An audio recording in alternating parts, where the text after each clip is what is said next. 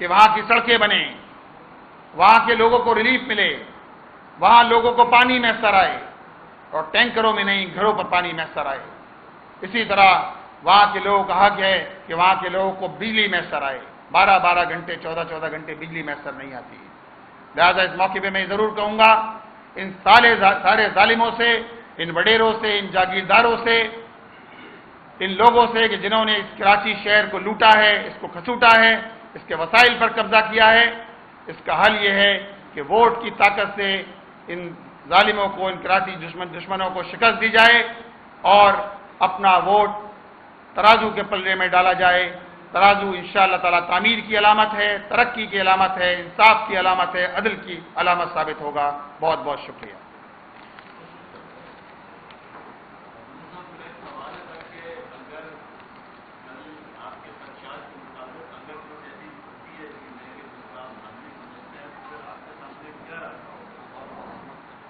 دیکھیے الحمدللہ ہم نے اس کا پلان کیا ہے اور انشاءاللہ تعالیٰ عوامی مزاحمت سے ان ظالموں کو روکیں گے۔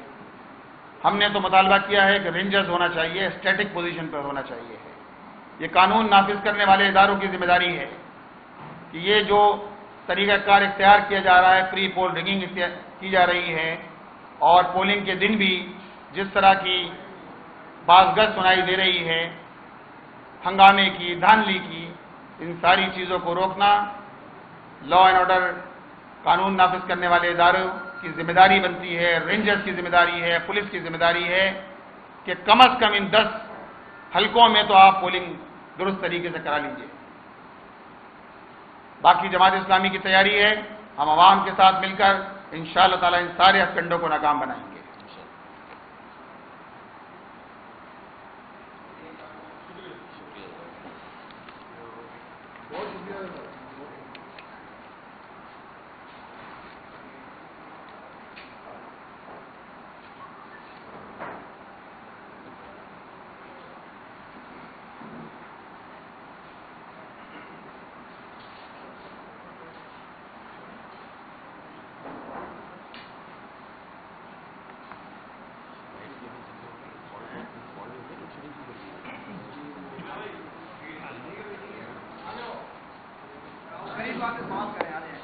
صاحب